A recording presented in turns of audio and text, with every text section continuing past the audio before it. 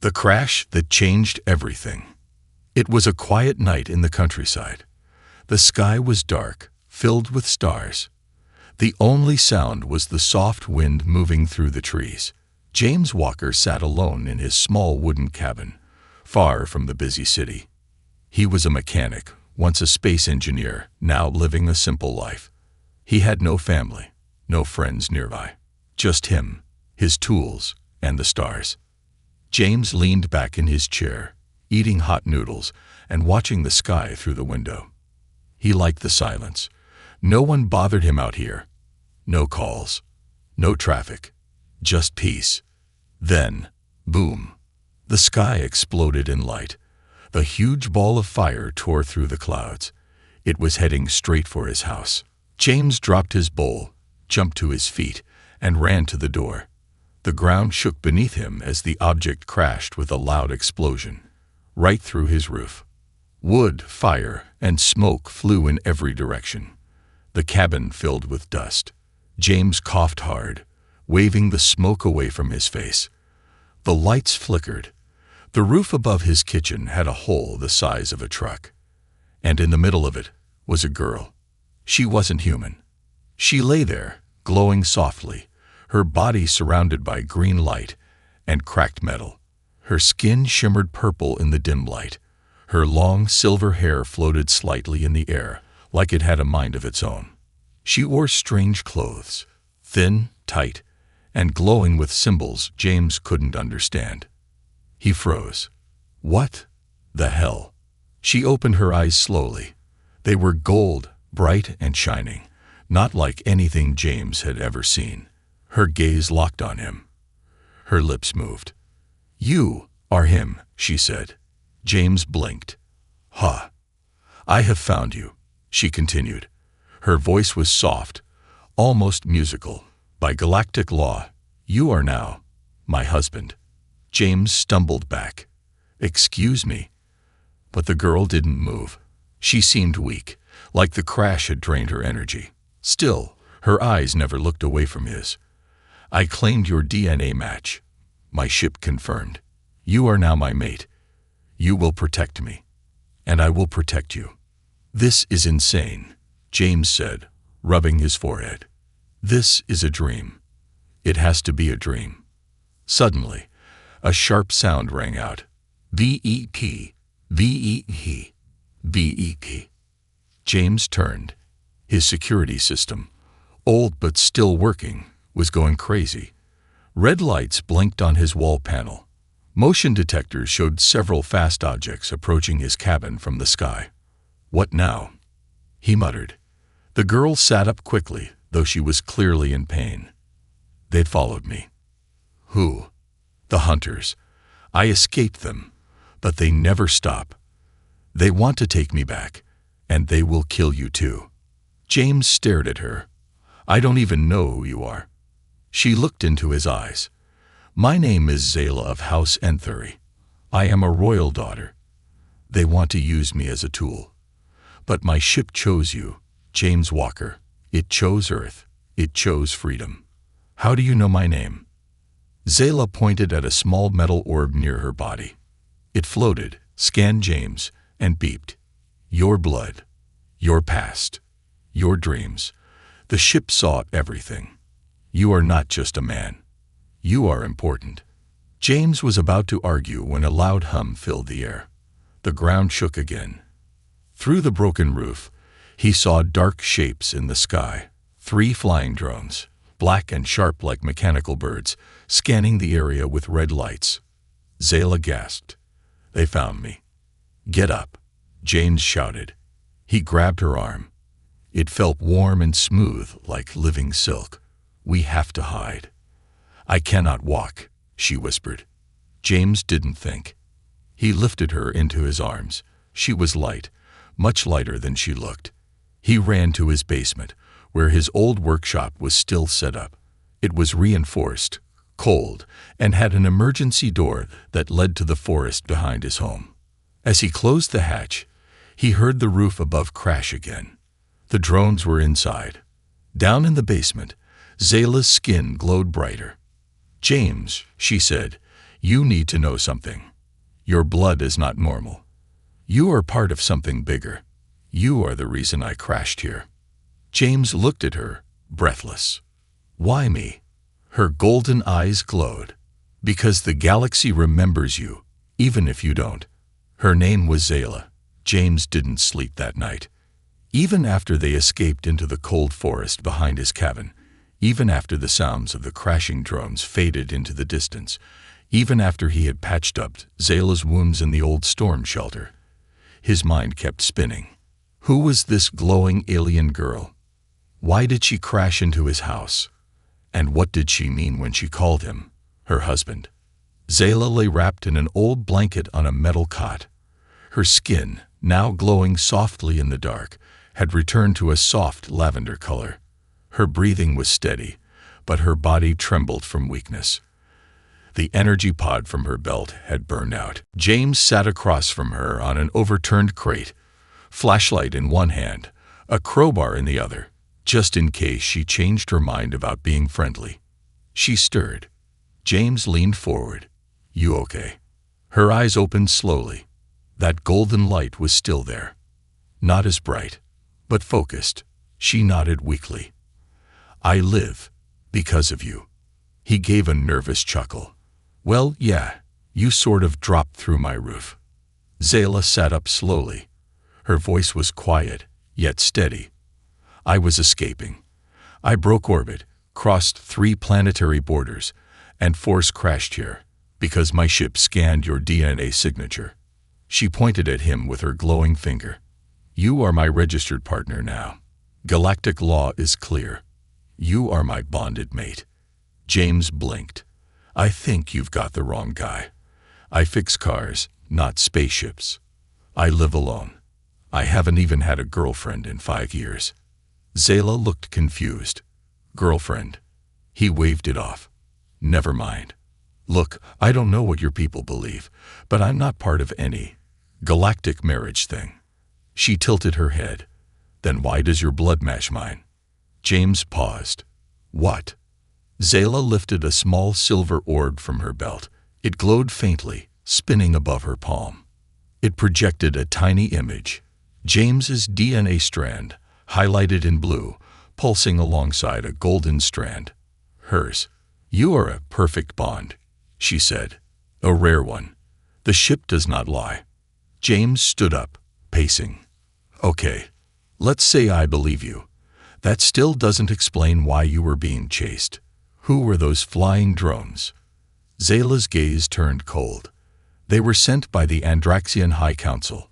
They want to capture me and force me to marry Lord Rancor, the war chief of the Outer Moons." James frowned. "That doesn't sound like a fair choice." "It's not," she said.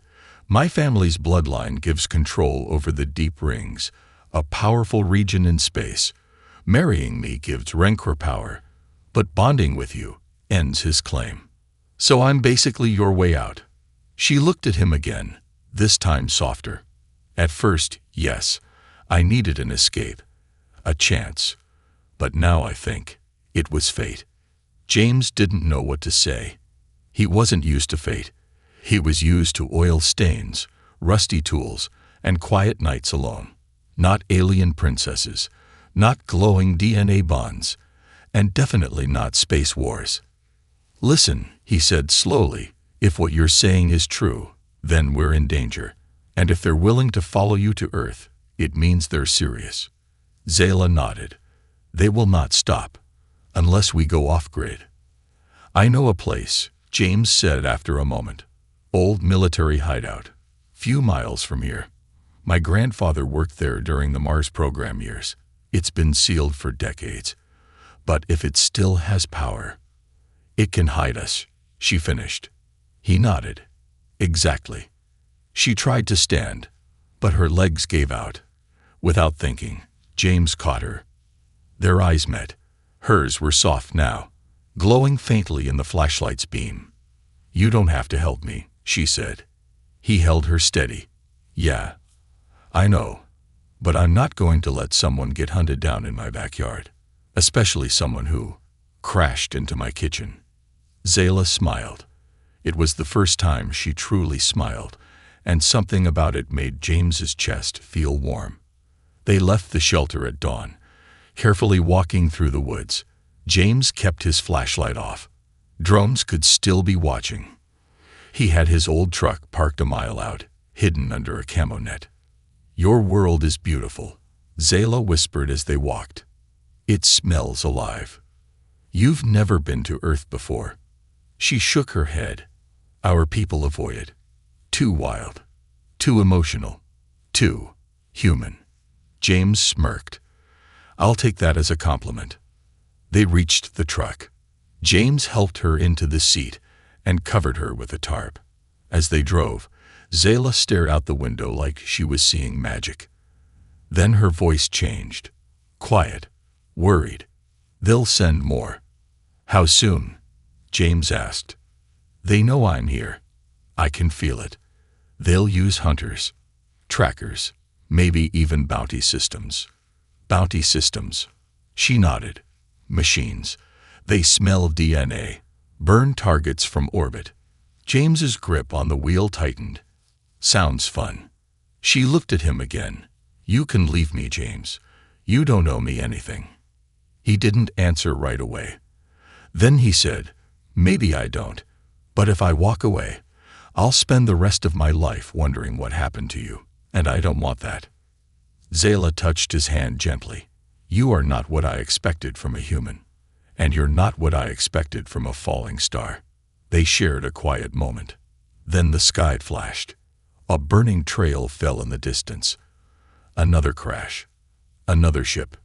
Zayla turned pale. "They've landed. They're here." James looked ahead. The old military bunker was near. Maybe they had time. Maybe not. But one thing was clear. This wasn't just her fight anymore. Now, it was his too. Wanted across the stars. The bunker was hidden beneath an old field of rocks and dead grass. Most people in the area believed it was just a Cold War storage unit, but James knew better. His grandfather used to take him here when he was a child, telling stories about secret missions, space research, and silent wars no one talked about. Now, that secret place was their only chance to hide. James unlocked the hidden hatch using an old keycard, miraculously still working, and helped Zayla inside. She was weak again. The journey had drained her, and her body was burning with energy pulses she couldn't control. Once inside, he shut the thick metal door behind them and activated the backup generator. The lights flickered to life, dusty, yellow, and humming. Zayla looked around the bunker slowly. This place, it smells of old machines, history, metal, and memory. "You're not wrong," James said, helping her to a bench near the wall. "This place was built to survive a nuclear blast. We'll be safe for a while." She lay back, breathing heavily. Her skin glowed in slow waves. "James, I need to tell you something. Something about you." He frowned. "What now?" Zayla took a deep breath. "Your blood. It's not fully human." James froze. "Excuse me." She nodded. "The reason my ship found you, the reason your DNA matched mine, it's because long ago, humans and my people were allies. Some even mixed bloodlines. You are a distant echo of that ancient bond." James sat down, stunned. "You're saying I have alien blood?" "Yes, buried deep. But it's there. That's why the ship chose you. That's why they're afraid." "Who's afraid?" Zayla's eyes hardened. "The High Council, the warlords, everyone who wants power. Because if you are truly one of the last blood-linked humans, then our laws say you can't be hunted. You must be protected. That makes me safe, if I stay with you." James rubbed his temples. "This is insane. 2 days ago, I was fixing a broken generator for a guy who paid me in eggs. Now you're telling me I'm some kind of ancient key to a royal bloodline war." "Yes," she said simply. "And that makes me, what? Valuable." Zayla didn't speak for a moment. Then she said, "It makes you dangerous. Before James could respond, the power suddenly blinked. The lights dimmed. Then came the sound. A deep hum. A low vibration in the walls. Something was outside. James grabbed his crowbar and slowly walked to the security monitor. He powered up the old screen and activated the surface camera. A ship had landed.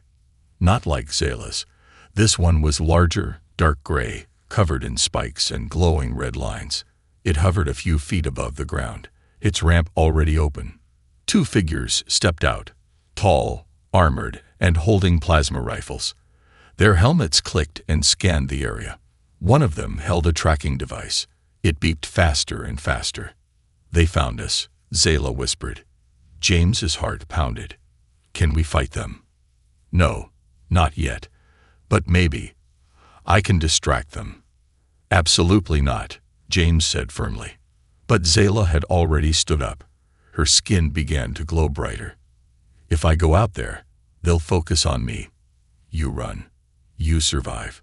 James grabbed her arm. "I'm not running. We do this together." She looked into his eyes. "You don't understand. These are bounty seekers, brought by the House of Rancor.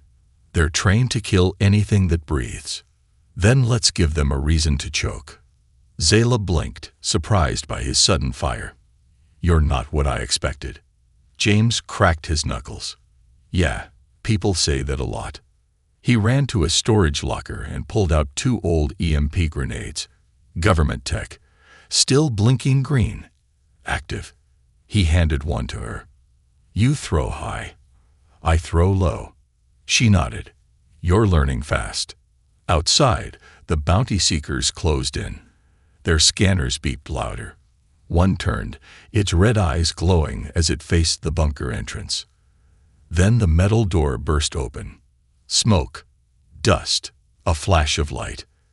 Zayla flew into the air, literally.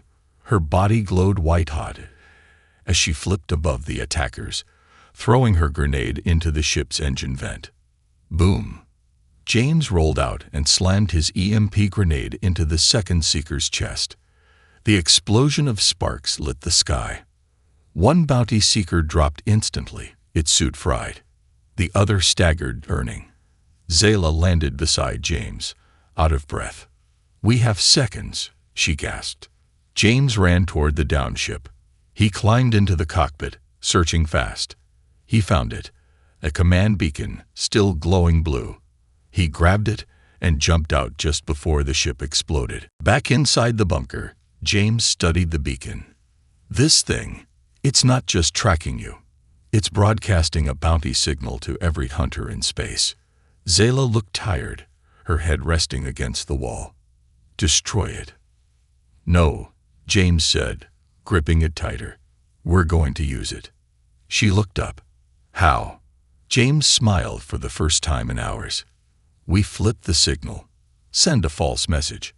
Make them think we've gone to Mars, or one of Jupiter's moons. It'll buy us time." Zayla looked at him like he was a different person. "You're not just a mechanic, are you?" James shrugged. "Let's just say, I used to do more than fix cars, before I wanted peace." She reached for his hand. "Then I am glad it was you the ship chose." James squeezed her fingers. "Yeah, me too." As they sat in silence, the beacon pulsed blue. But far above Earth, in a black throne room floating between stars, a large figure watched the pulse blink out. The warlord Rancor growled. "She has bonded," he said coldly, "with a human." His eyes burned. "Send the assassins." The trial of bond. James never believed in destiny. He believed in engines, tools, sweat, and hard work. He believed in things you could touch, metal, bolts, heat, and machines. But now he was starting to believe in something else. Because the girl glowing softly beside him wasn't just from another world. She was changing his world. And fast. Inside the bunker, James was quiet as he worked on the beacon. Wires lay scattered on the table. Sparks danced as he cut into the core of the alien device. Zayla sat nearby, wrapped in a blanket, her eyes half closed, her face pale. Her energy was fading again. "I don't get it," James said. "Your skin, your light. It's dimmer now. Are you sick?" Zayla opened her eyes slowly. "Not sick, incomplete." "What does that mean?" She looked down, breathing slowly. "The bond. It is not finished." James stared at her. "You mean the marriage thing?" She nodded. "Yes. When my ship chose you, it started the bonding protocol. But unless we complete it, I'll keep losing power." James leaned back, letting the words sink in. "So, how do we finish it?" Zayla's golden eyes locked on his. "There's a ritual, an ancient one. It's more than words or law. It's a joining of hearts and minds, the trial of bond." James chuckled nervously. "Okay, sounds intense." "It is." She hesitated. "You must enter my mind, face my memories, my pain. And if you accept me, all of me, the bond becomes permanent. And if I don't..." Zayla looked away. "Then I die." The room went silent. James stood up, pacing. "Why didn't you tell me this before?" "I didn't want to force you," she whispered. "It has to be your choice." James stared at her, this strange, beautiful alien woman who had fallen into his life like a comet. She had enemies, secrets, power, and yet she trusted him. "Let's do it," he said. Zayla looked up, shocked. "You're sure?" James gave a tired smile. "I've already been shot at, chased, nearly blown up. Might as well go all the way." Zayla stood. "Then come with me." She took his hand and led him to the center of the room, where she dropped to her knees. James followed. She reached into her chest plate and pulled out a glowing crystal, pulsing violet and gold. "This is my soul stone," she said. "Touch it with both hands." James did. Instantly, everything changed. The bunker vanished. The world spun, and James found himself standing on a black, endless floor. Above him, stars swirled like galaxies in motion. Around him, floating memories came to life. Images, feelings, whispers. He saw Zayla as a child, trapped in a royal room, crying as guards dragged her mother away. He saw her in battle, armor cracked, eyes filled with tears as she watched soldiers fall. He saw her kneeling in front of a golden throne, being told by cold voices, "You will marry the warlord. You will obey." Then he saw himself, alone, drinking coffee in his cabin, working on engines, looking up at the stars with quiet sadness, a life without meaning, until now. Zayla's voice echoed around him. "Do you accept me, my past, my scars, my future, and my bond?" James didn't hesitate. Yes. Light exploded around him, warm, powerful, endless. The stars spun faster, the pain, the memories, the silence, it all vanished. Then he woke up, gasping, sweating, on the floor of the bunker. Zayla was next to him, glowing brighter than ever. Her skin was radiant lavender. Her eyes blazed like miniature suns. The bond was complete. And suddenly, James could feel her emotions inside him. Her pain, her hope, her fear, her love. He also felt something else. Power. Like his body had unlocked something deep, something old, something not entirely human. Zayla helped him up. It worked. James looked at his hands. "I can feel it. I feel you." "Yes," she said, smiling. "Now we are one." Before they could say more, the bunker alarm blared. James ran to the monitor. Another ship was coming. This one was silent, sleek, black like obsidian. No lights, no sound. But Zayla froze when she saw it. The assassins. James stared. "How do you know?" She pointed at the symbol on the ship's hull. "That is the mark of the death caste. My father created them, only for one reason, to end royal traitors." "You mean you?" She nodded. James didn't wait. He grabbed the plasma weapon he had pulled from the first bounty ship, tossed one to Zayla, and said, "We fight together." But Zayla shook her head. "These ones, they do not stop. Not unless one of us dies." James's face hardened. "Then they'll have to die trying." The sky outside thundered. The ship's ramp opened. Two silent figures stepped out, taller than the bounty hunters. No faces, no weapons in hand, just death in their eyes. Zayla turned to James. "Whatever happens, thank you for choosing me." He touched her face. "We're not done yet. We're just getting started." They stepped out of the bunker into the cold wind together, side by side, bonded, ready for war. The Queen's assassins. The wind howled across the dead field. The sky was dark, but not because of night. It was the ship.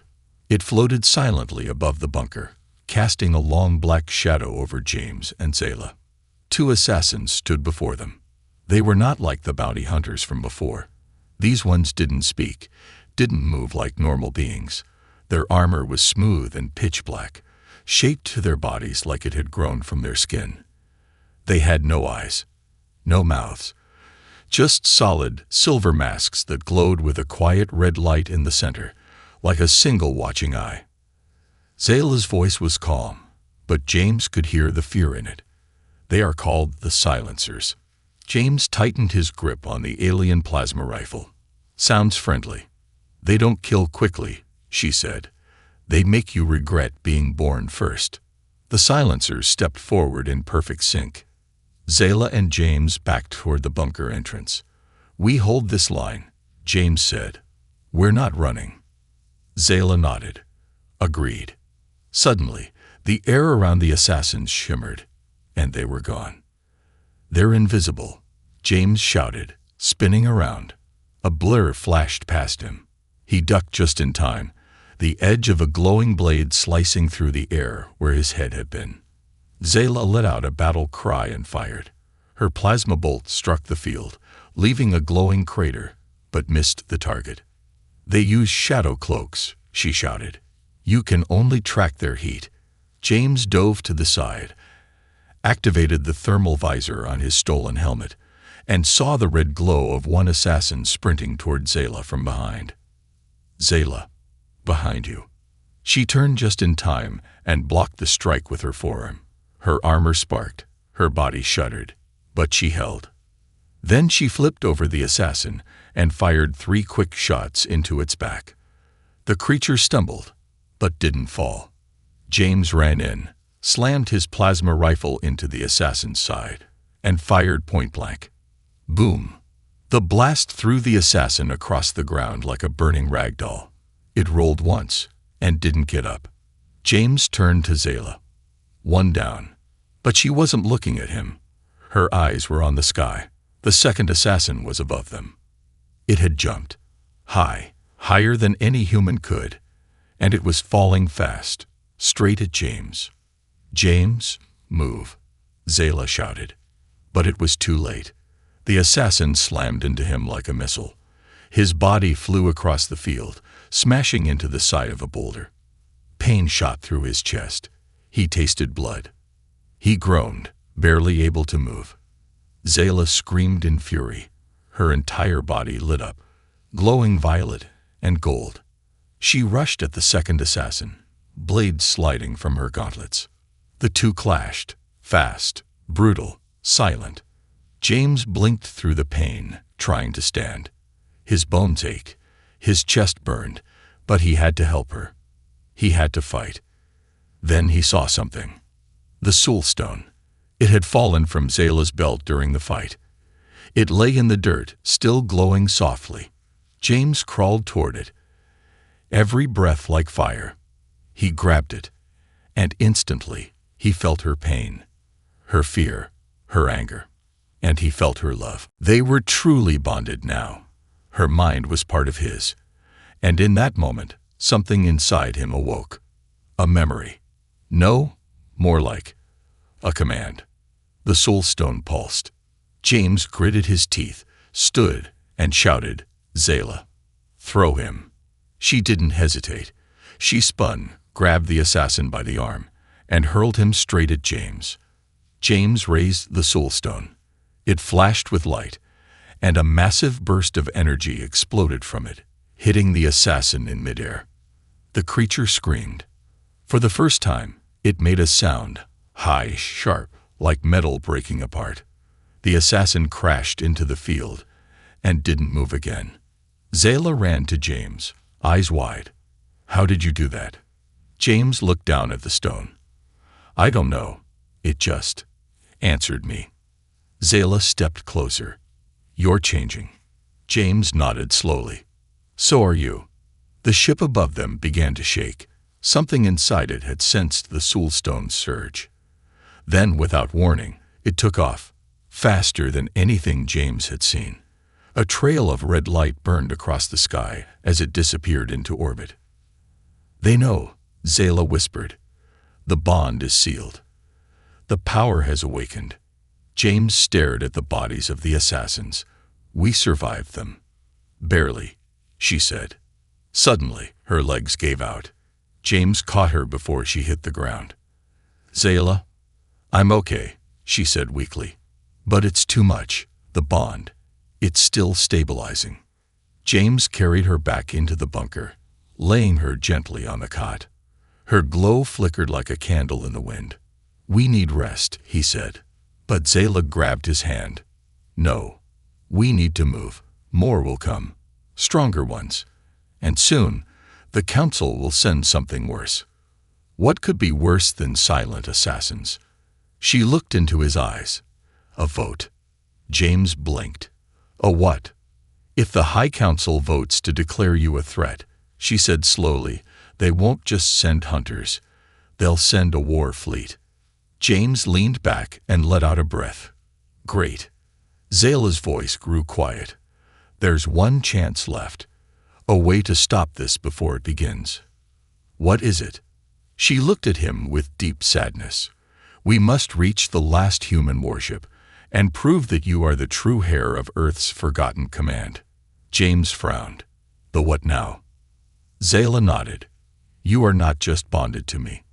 Your blood has a right to the ship. A ship that once defended the galaxy. If we can reach it, maybe we can end this." James stood, gripping her hand tighter. "Then we're going to find that ship. The last human warship." The wind had turned cold again. But this time, it wasn't the weather. It was the silence in the air. A silence filled with weight. The kind of silence that came before something ancient woke up. James sat in the back of a small stolen transport shuttle, flying low across a mountain range. His knuckles were white from gripping the edge of his seat. Zayla sat beside him, her body still weak, but her glow slowly returning. Her gaze was fixed outside the window, staring at the horizon. Below them, cliffs, snow, and deep shadows. Ahead of them, a canyon hidden from all satellites and sensors. Inside that canyon, something no human had seen in centuries. The last human warship. James still couldn't believe it existed. "Are you sure it's down there?" he asked. Zayla nodded. "Your ancestors built it during the Collapse War, after the Great Exodus, but when the humans of Earth forgot their place in the stars, it went silent, waiting for a true commander." He frowned. "Why me?" "Because the ship was bonded to your bloodline. To protect the legacy of Earth, it will only wake if it recognizes a human of prime status." James raised an eyebrow. "Prime status?" Zayla looked at him. "It means you carry both royal Andraxian and ancient human blood. That bond makes you more than a man, James." He didn't feel like more than a man. He felt like a guy who used to fix hover tractors and now was being hunted by aliens for marrying a galactic princess by accident. The shuttle passed between two sharp cliffs. Fog filled the air, thick and swirling like ghosts. And then they saw it. Carved into the mountain itself was a massive metal gate, half covered in ice, worn down by time, but still standing strong. A giant emblem glowed faintly in its center, a human hand holding a burning star. James stared. That's Earth's old Space Force symbol from before the collapse. Zayla smiled faintly. Yes, your world has forgotten its greatness, but not everything forgot you. The shuttle landed on a snowy ridge. James stepped out, boots crunching on frozen ground. Zayla followed, clutching her side. She was healing, but slowly. They stood before the gate. No buttons, no lights, no obvious way to open it. Just silence. James stepped forward. Now what? Zayla pointed to the emblem. Touch it. James reached out. His fingers brushed the metal. And suddenly, the gate pulsed with light. A soft hum echoed across the canyon. The emblem began to glow brighter. Then a deep mechanical voice filled the air. Genetic match. Confirmed. The ground shook. Snow fell from the cliffs above as ancient engines powered up deep underground. Lights blinked on in the stone walls. Metal groaned like it was waking from a long, cold sleep. Then the gate opened. Beyond it, a massive hangar carved into the mountain's heart, and in the center of that hangar, a ship the size of a city. Its black hull gleamed under the lights. Its wings stretched wide like the arms of a sleeping god.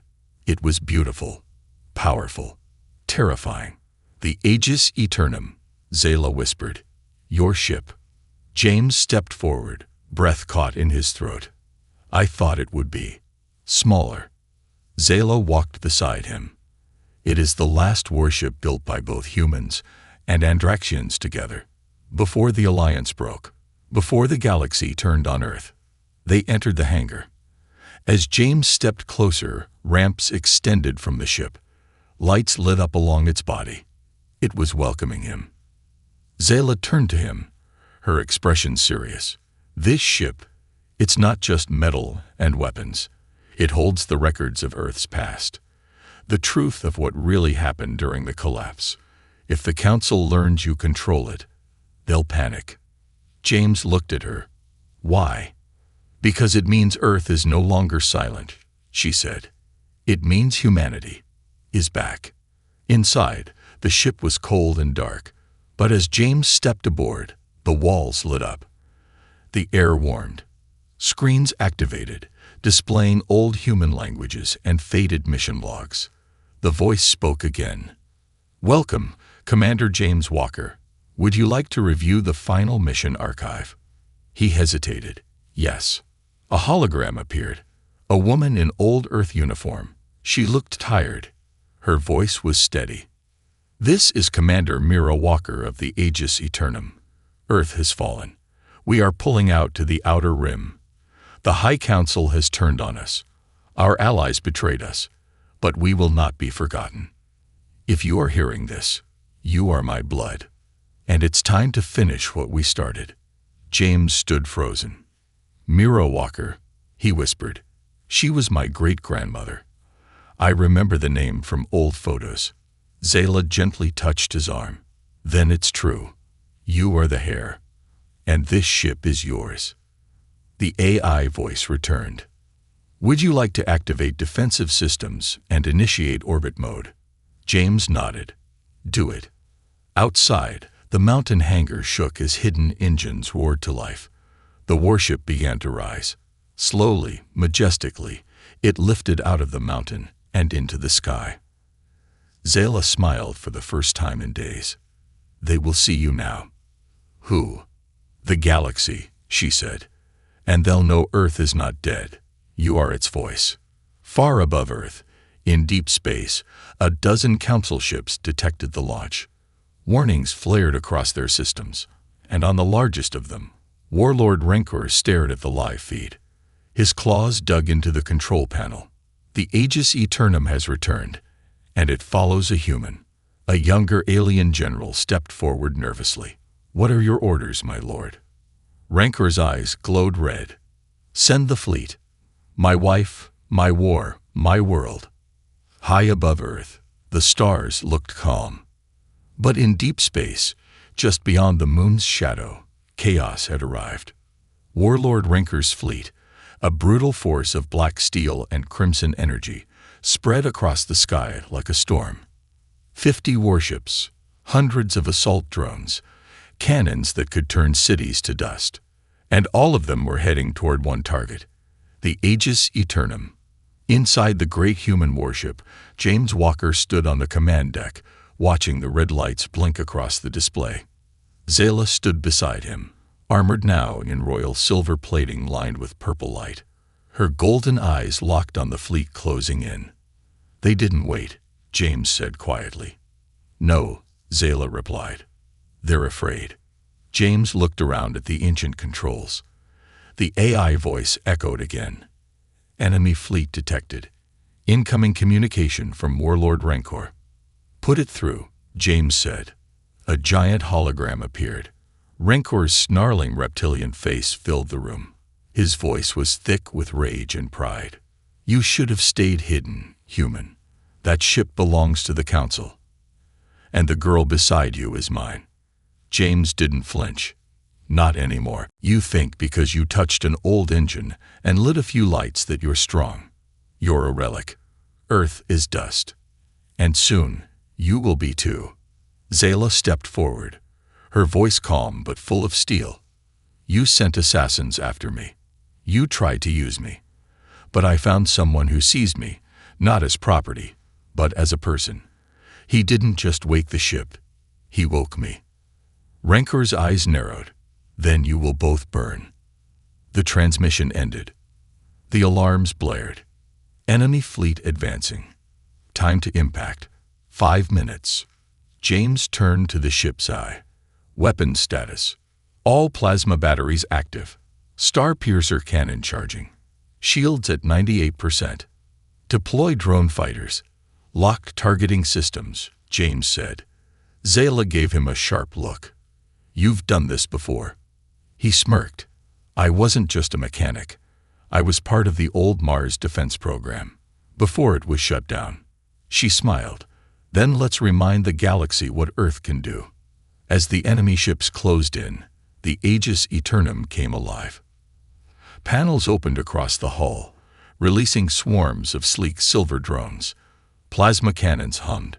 Shield rings spun faster, glowing blue around the ship. And then, the battle began.